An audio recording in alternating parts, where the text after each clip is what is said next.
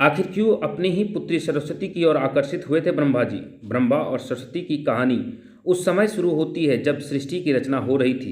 हिंदू ग्रंथ के मुताबिक सृष्टि की रचना ब्रह्मा जी के द्वारा की गई है और उस ब्रह्मांड के पालनकर्ता के रूप में हम भगवान विष्णु को जानते हैं, साथ ही भगवान शंकर को सृष्टि के संहारक के रूप में जानते हैं।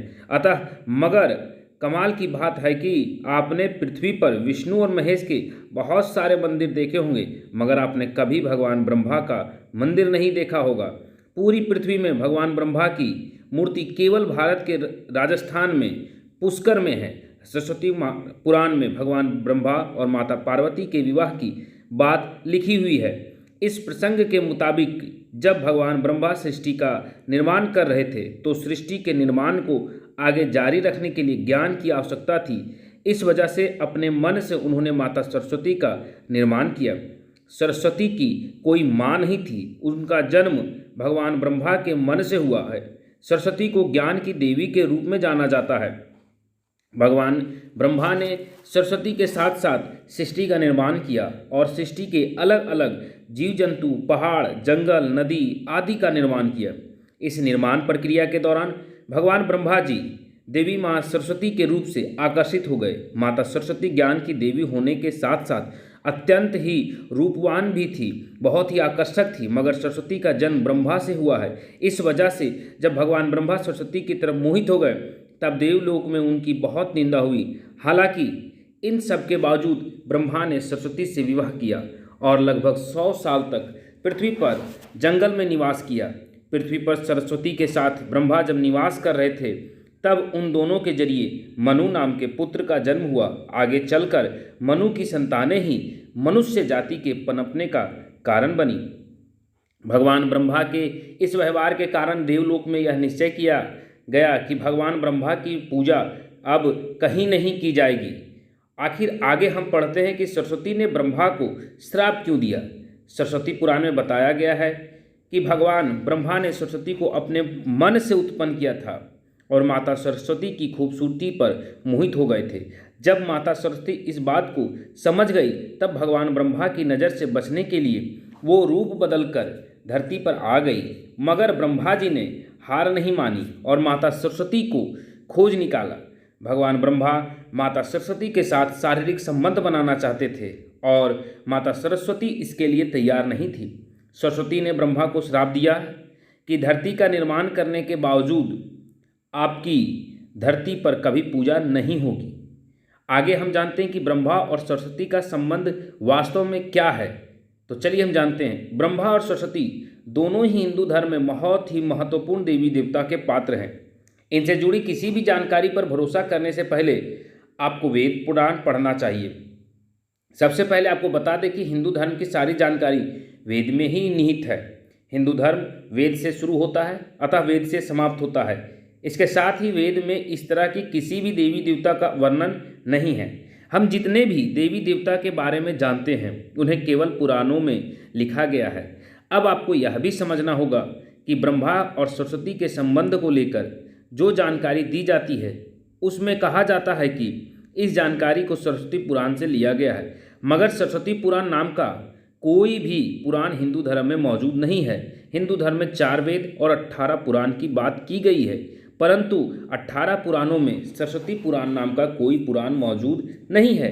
कुछ बड़े पुराणों को उप पुराण में भी विभाजित किया गया है, मगर उप पुराण में भी सरस्वती पुराण नाम के किसी भी पुराण का जिक्र नहीं है। कुछ जगहों पर मत्स्य पुराण की बात की जाती है, मगर इस पुराण में भी आपको सरस्वती और ब्रह्मा के विवाह जैसी कोई भी जानकारी नहीं मिलेगी। ऐसे में सवाल उठता है कि ब्रह्मा और सरस्वती के बीच कौन सा संबंध है। इसके लिए आपको समझना होगा कि ब्रह्मा ने सृष्टि का निर्माण किया, अर्थात जब भगवान ब्रह्मा इस सृष्टि का निर्माण करने बैठे तब विष्णु और महेश के अलावा कुछ भी इस दुनिया में मौजूद नहीं था। ऐसे में अगर उन्हें सृष्टि को आगे चलाने के लिए किसी भी पुरुष या स्त्री की आवश्यकता होगी तो उन्हें अपने मन से उसकी रचना करनी होगी। इसी वजह से भगवान ब्रह्मा ने माता सरस्वती, नारद, मनु, जामवंत, सनक, सनंदन, सनातन, सनत कुमार, भृगु एवं अत्रि नाम के को जन्म दिया, अपने मन से किया और पृथ्वी को आगे संचालित करने के लिए धरती पर भेजा। इस पृथ्वी पर ज्ञान के संतुलन को बनाए रखने के लिए उन्होंने माता सरस्वती को अपने साथ रखा और साथ रहने वाली स्त्री को पत्नी का दर्जा दे दिया गया मानवों के द्वारा। सरस्वती ब्रह्मा की पत्नी है या पुत्री, आइए जानें। अगर ब्रह्मांड में मौजूद हर चीज़ की रचना भगवान ब्रह्मा ने की है तो बेटी हो या पत्नी, दोनों की ही रचना आखिर भगवान ब्रह्मा के ही द्वारा संभव है। भगवान ब्रह्मा को अगर किसी के साथ विवाह करना था तो इसके लिए भी उन्हें किसी का निर्माण अपने मन से करना ही पड़ता और उनके मन से उत्पन्न होने के कारण उनका रिश्ता बेटी की तरह भी लगाया जाता है। हालांकि सृष्टि का निर्माण होने के बाद अलग अलग घटनाओं के कारण ब्रह्मा जी का विवाह 5 बार हुआ था। इस वजह से उनकी कुल 5 पत्नियां थीं, जिनमें सरस्वती, सावित्री, गायत्री, सरधा, मेधा थे। ब्रह्मा जी की पूजा क्यों नहीं होती, आइए इस पर भी एक नज़र डालें। इस पृथ्वी पर आपने अक्सर भगवान विष्णु या भगवान भोलेनाथ शंकर के मंदिर को देखा होगा। आपने कभी भी भगवान ब्रह्मा के मंदिर को नहीं देखा होगा। आपको बता दें कि राजस्थान के पुष्कर में भगवान ब्रह्मा का एकमात्र मंदिर है। वह मंदिर 3 झीलों से घिरा हुआ है।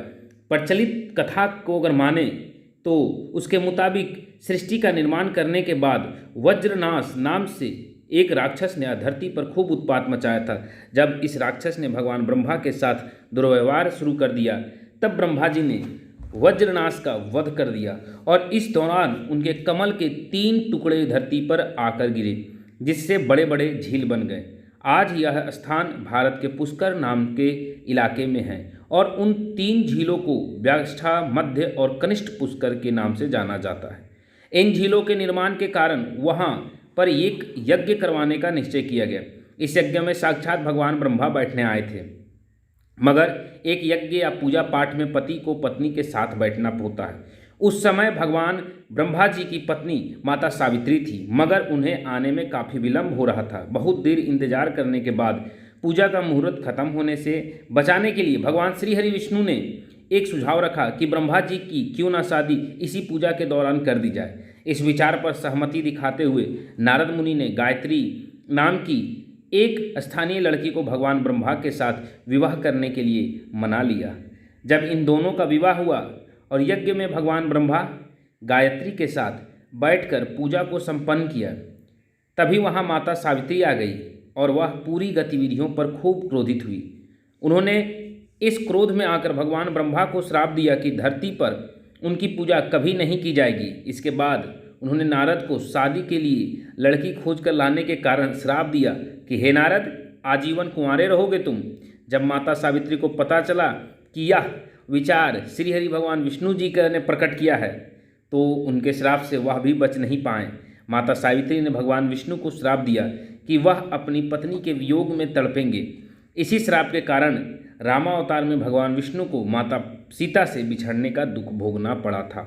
इसके बाद जब माता सावित्री का क्रोध कुछ कम हुआ तब उन्होंने भगवान ब्रह्मा पर दया दिखाते हुए कहा कि उनकी पूजा धरती पर केवल एक जगह इस पुष्कर में ही हो सकती है। इसके बाद भगवान ब्रह्मा के इस व्यवहार से आहत होकर वह पुष्कर के समीप रत्नागिरी नाम के पहाड़ पर चली गई और हमेशा के लिए तपस्या में लीन हो गई। आज भी रत्नागिरी पहाड़ पर माता सावित्री का मंदिर है और उसके ठीक नीचे 3 झील के बीच बसा पुष्कर का ब्रह्मा मंदिर मौजूद है। इतिहासकारों के मुताबिक अगर माने तो आचार्य शंकराचार्य के द्वारा सन 1711 में यहाँ भगवान ब्रह्मा की मूर्ति की स्थापना की गई थी। उससे पहले यहाँ बिना मूर्ति की पूजा होती थी। दोस्तों, आपको यह जानकारी कैसी लगी कृपया कमेंट करके ज़रूर बताएं और ऐसे ही और भी बहुत सारी कहानियों को सुनने के लिए चैनल को सब्सक्राइब ज़रूर से ज़रूर करें। वीडियो देखने के लिए आपका बहुत बहुत धन्यवाद।